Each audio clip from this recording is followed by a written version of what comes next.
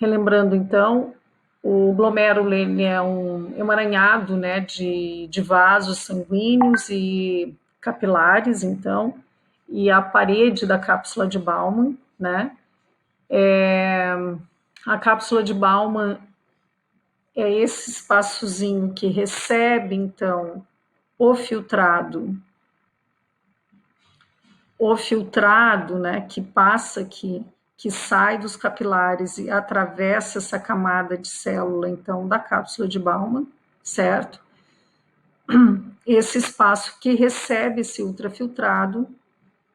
Então, o ultrafiltrado, ele segue o caminho pelos túbulos contornados, então, proximal, alça de Henle, túbulo distal, túbulo coletor, até cair, então, no ureter e cair na bexiga.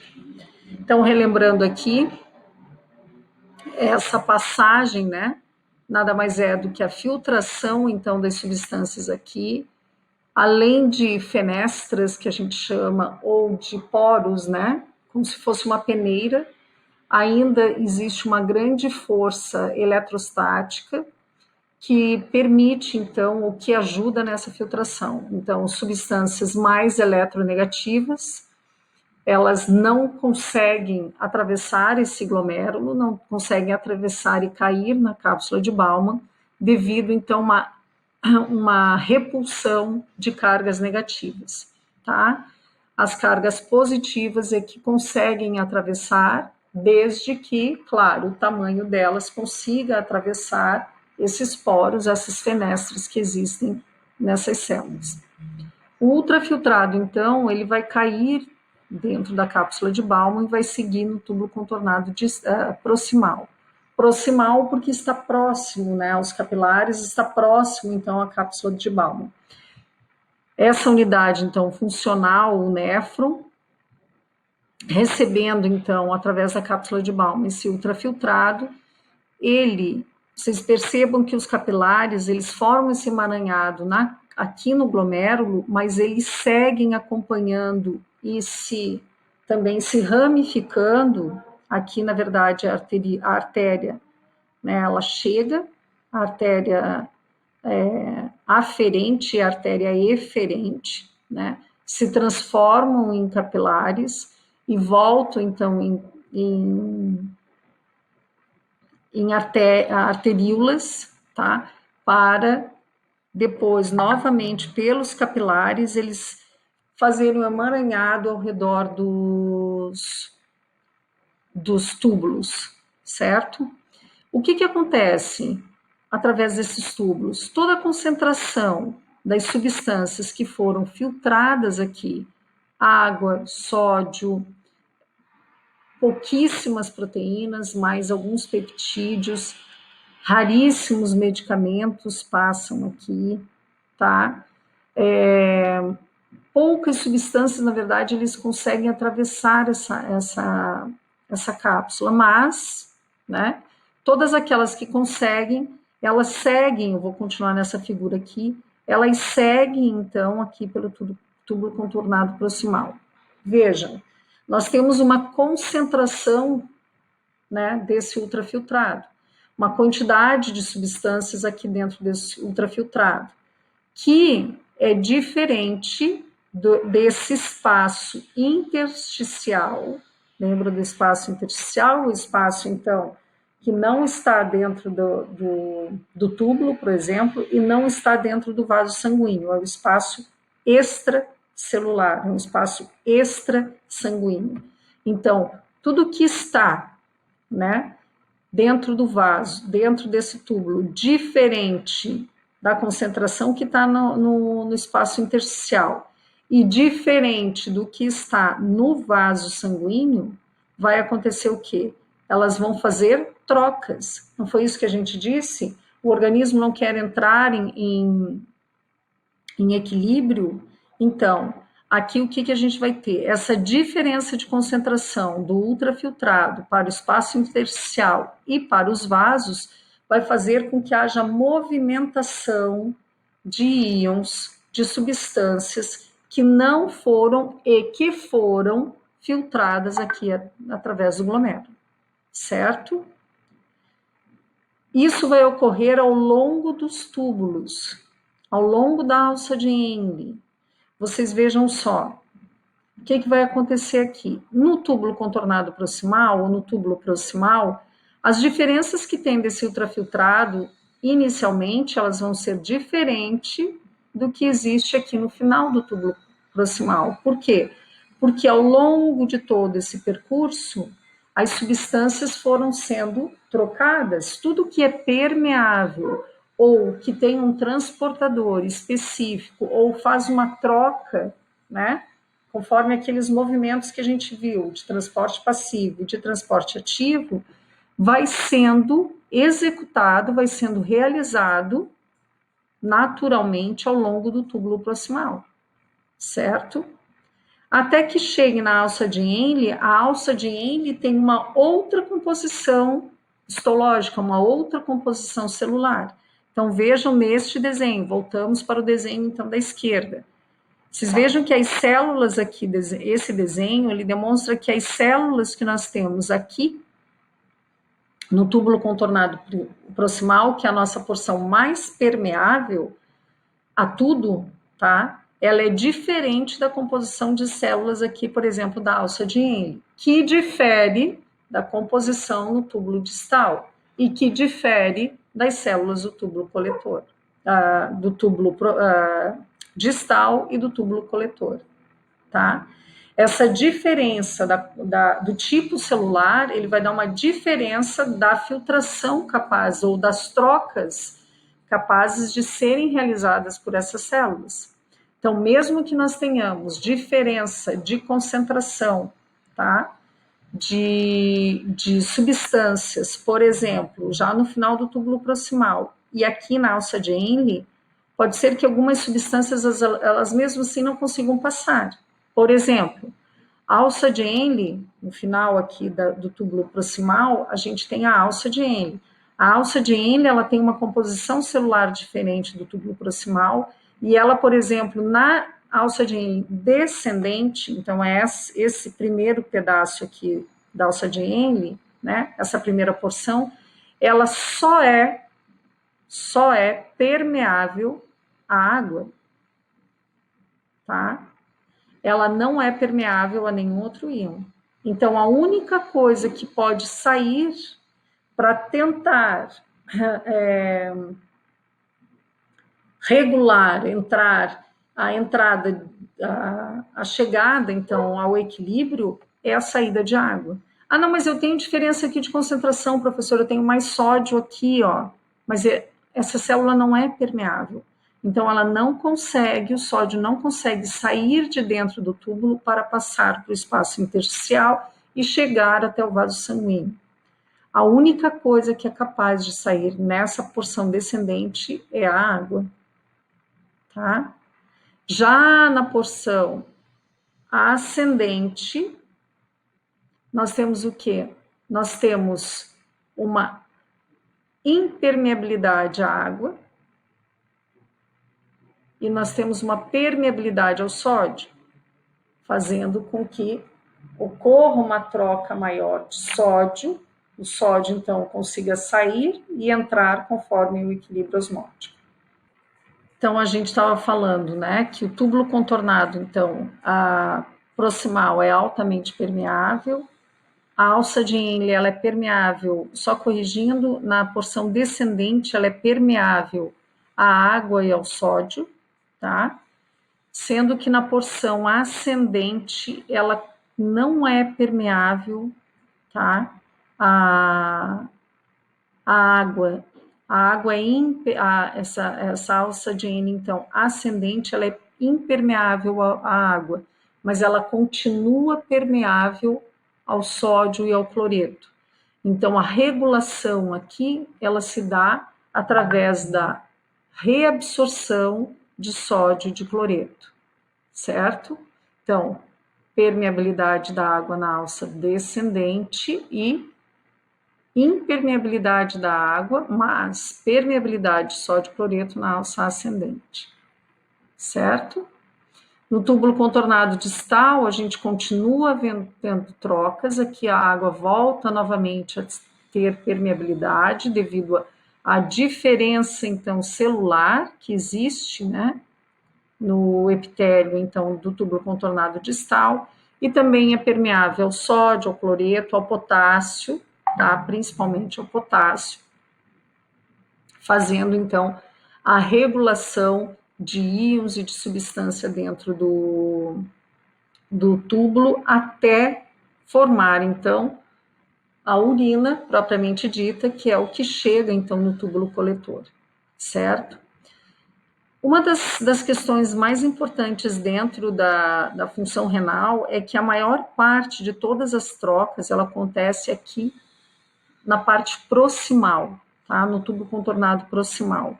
Mas não é a melhor ação, por exemplo, dos diuréticos, tá? Por quê? Porque vocês podem ver com a fala, né? É que tudo que foi reabsorvido, secretado, né? Para o túbulo contornado proximal, ele vai sofrer uma correção através da alça de Henle e do túbulo contornado distal. Então, tudo aquilo que volta para o sangue, tudo aquilo que entra no túbulo contornado proximal, muita concentração desses íons, dessas substâncias, elas são corrigidas, né, elas são novamente trocadas ao longo do néfron, através da alça de Henle e do túbulo contornado distal. Uma coisa importante aqui a relatar é que aqui no túbulo contornado distal, nós temos uma grande secreção de ureia, uma grande secreção de ureia, fazendo com que a ureia, então, saia, tá, ou uma tentativa de reabsorção, melhor falando, tá, uma reabsorção de ureia. Então, a ureia que está aqui, dentro do ultrafiltrado, por uma diferença de concentração, ela sai e ela concentra esse espaço intersticial. Essa quantidade de ureia dentro desse espaço intersticial, ele vai interferir na reabsorção de água e interferir na reabsorção de alguns íons, fazendo então com que o excesso de ureia possa influenciar na formação, na concentração urinária. Indo um pouquinho mais adiante, esse gráfico, então, o que ele está mostrando? Ele está mostrando aqui a concentração de solutos, então, ao longo do túbulo proximal, ao longo dessa primeira porção aqui, que está em vermelho, tá? O que ele está mostrando? Aqui a concentração, certo? Que a gente tem no filtrado. Então, vocês vejam, ele entra, né? Ele chega no túbulo contornado proximal com uma concentração de 1, por exemplo, a creatinina, e ao longo da passagem pelo túbulo proximal, a creatinina vai sendo secretada, vai sendo passada do sangue para a urina. A creatinina é o principal componente marcador, vamos dizer assim, ele é um biomarcador da função renal. A creatinina é a substância que praticamente toda a creatinina formada no nosso organismo, ela é proveniente da depuração, né, ou do metabolismo, então, das proteínas, ela vai ser excretada. O excesso da creatinina causa dano ao organismo, então ela precisa ser excretada. Quem faz essa excreção é o rim.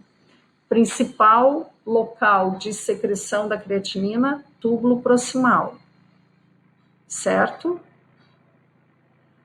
Nós temos um problema de rins, nos rins, nós temos um problema nos néfrons, não estão filtrando e nem funcionando adequadamente, nós temos uma perda de função tubular. O que vai acontecer? A creatinina, ela não vai passar do sangue, ela não vai ser secretada adequadamente do sangue para o túbulo proximal, e nós vamos ter excesso de creatinina no sangue. Havendo excesso de creatinina no sangue, é um marcador de que o rim não está funcionando adequadamente. Ou melhor, que a unidade funcional do rim, que é o néfron, foi lesionado. Nós temos uma perda de função renal. Outro marcador é a ureia. Mas a ureia, ela sofre influência da concentração, ela sofre mais influência de concentração. Então, sempre você faz uma relação de creatinina com ureia. A gente vai rever isso lá quando a gente vê bioquímica, tá?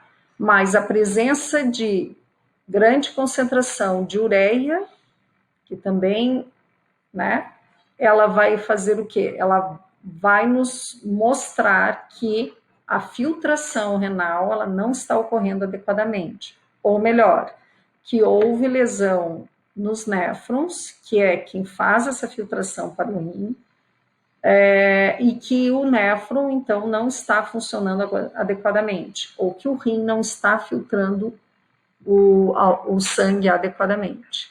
O cloreto, ele tem uma variação mínima, né, ao longo do túbulo proximal. O sódio também, praticamente tudo que é filtrado, ele é reabsorvido, depois ele é secretado, tá? Então, ele sofre uma variação grande ao longo de todo o tubo. Então, praticamente não há mudança na concentração do sódio no túbulo proximal. Lembrando que isso daqui tudo que eu estou mostrando para vocês já é pós-filtração glomerular, tá? A osmolaridade, então, que é a concentração, ela se mantém em torno de 1, através dessas trocas, então, que ocorrem. Olha só o bicarbonato. O bicarbonato, então, ele é trocado, tá? O bicarbonato, ele varia muito conforme o pH do sangue. Então, conforme o pH, se o pH está mais ácido, nós temos que reabsorver mais bicarbonato. Se o pH está mais básico do sanguíneo, nós temos que excretar mais bicarbonato. Então, ele é um íon, vamos dizer assim, que ele tem uma grande variabilidade. Mas, normalmente, a gente tem o quê? Perda de bicarbonato no túbulo proximal. Quer dizer, sai bicarbonato, ou o bicarbonato ele vai ser reabsorvido, né?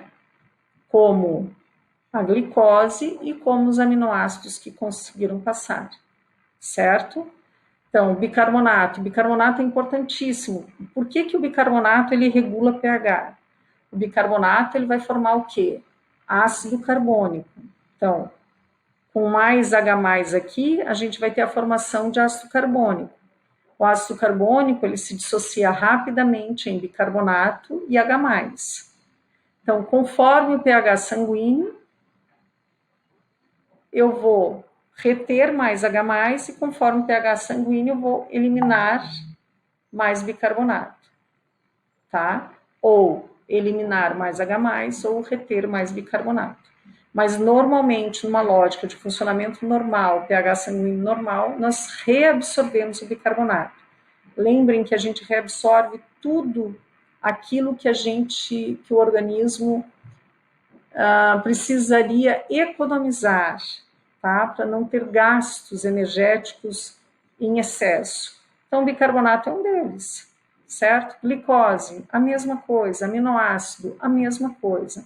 Então, no túbulo contornado proximal, a gente tem a reabsorção principal de bicarbonato, de glicose e de aminoácidos. O que acontece aqui também? Aqueles medicamentos que são excretados via rim, tá? Ou via função renal, eles são secretados no túbulo proximal.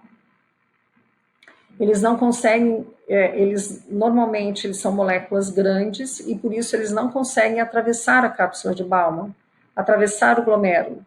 Então, onde tem diferença de concentração? É aqui no túbulo contornado proximal. Lembram que eu falei que é o lugar mais permeável que a gente tem e que ele permite, então, fazer essa troca, e é onde os medicamentos, na grande maioria, né, que são eliminados via renal, que são aqueles mais hidrofílicos, eles, então, são secretados, saem do sangue e vão para dentro do túbulo e ali permanece, tá? Ao longo da alça de Henle, do túbulo contornado distal e túbulo coletor. Esse gráfico ele traz a concentração do ultrafiltrado ou do filtrado, então, sanguíneo, certo? Qual é a osmolaridade normal que deve ficar esse filtrado e o que acontece no túbulo proximal? Quais são as principais ações das trocas, então, que ocorrem no túbulo proximal?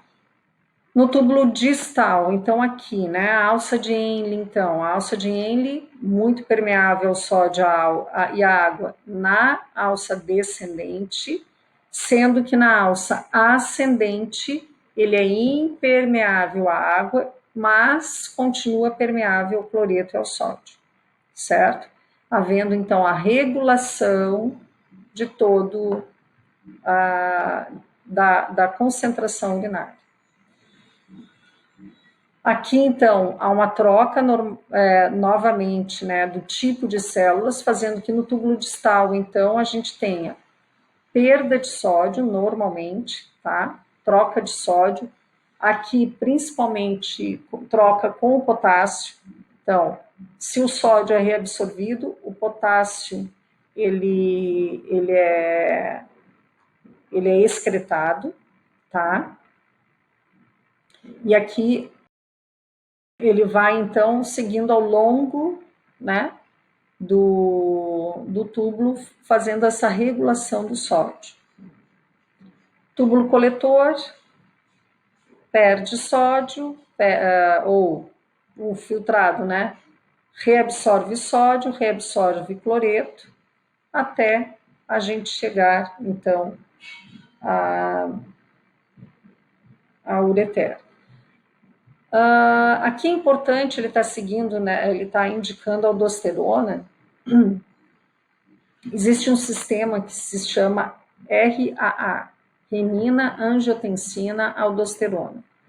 Esse sistema ele é ativado principalmente quando você precisa reter sódio no organismo, tá? Quando você tem esse sistema ativado, você tem a formação de aldosterona que leva a uma maior reabsorção de sódio. Então, pacientes com problema renal ou pacientes hipertensos, o que eles têm? Você precisa diminuir a pressão sobre os vasos, você precisa, então, aumentar a eliminação de água. Você faz isso à custa de quem? À custa de sódio. Então, normalmente, os melhores antihipertensivos que nós temos hoje são os inibidores da enzima que converte a renina em angiotensinogênio ou de angiotensinogênio em angiotensina 1 e 2, certo? Fazendo com que não haja, então, a formação de aldosterona e não haja, então, aumento da reabsorção de sódio. Retendo mais sódio na urina ou no filtrado, o que vai acontecer? Eu vou reabsorver ou eu vou secretar mais água, né? Ou vou diminuir a reabsorção de água, fazendo com que aumente o meu volume urinário e diminua o meu volume sanguíneo. Onde que o coronavírus se liga mesmo, gente? Qual é o receptor? Receptor da angiotensina 2. Um dos principais, também outro medicamento principal para regulação da hipertensão são os inibidores do receptor da angiotensina 2, certo? Eu bloqueio esse receptor, então eu não tenho ação da angiotensina 2 formando aldosterona, tá bom? A aldosterona, então, ela aumenta a reabsorção de sódio no túbulo coletor e aumenta, a reabsorção do sódio ao longo dos túbulos e aumenta, por isso, a reabsorção de água, né? Aumentando, então, o volume sanguíneo. Se eu aumentar o volume sanguíneo, eu tenho um aumento da minha pressão arterial. Então, os medicamentos, eles atuam bloqueando a formação da aldosterona. Então, aqui é um quadrinho, túbulo proximal, nós temos mais ou menos 60% a 65% de sódio reabsorvido. Aqui eu tenho quem mais atua, então, né, para que ocorra essa reabsorção. Na curva, então, na alça de Henle, 25 a 30% de sódio, ele é fluxo dependente, quer dizer, depende da concentração do filtrado, depende da concentração do interstício e depende da concentração de substâncias dentro do vaso. Túbulo distal, 5%, túbulo coletor, 4%, tá? De sódio reabsorvido. O sódio, por ser o principal íon extrasanguíneo, é o principal, e extracelular, ele é o principal representante aqui, ou é o indicador de como está o funcionamento do rim, certo? É através dele que o rim vai reabsorver mais água ou menos água, devido à sua concentração ser maior. Isso não quer dizer que a glicose não interfira, que o potássio não interfira, que os medicamentos não interfiram, tudo interfere. Mas devido à maior quantidade de sódio, o sódio é o nosso marcador, tá? É onde a regulação da concentração urinária se dá de forma mais eficiente. Então, essa é a função, então, renal, e dependendo desse funcionamento renal, nós vamos ter as consequências quando a gente fizer o exame de urina, tá? A gente vai medir, então, esse funcionamento renal, ou, consequentemente, como está o metabolismo do organismo. Por quê? Porque se ele faz toda essa regulação de íons, de secreção, de eliminação de íons, de glicose, de medicamentos, que é a função dele, se o rim, se os néfrons não estão funcionando adequadamente, isso vai se refletir na urina. Tudo que é metabolismo e que as substâncias são eliminadas pelo rim, isso vai também ser refletido. Eu tenho meu rim funcionando normalmente, meus néfrons estão funcionando normalmente.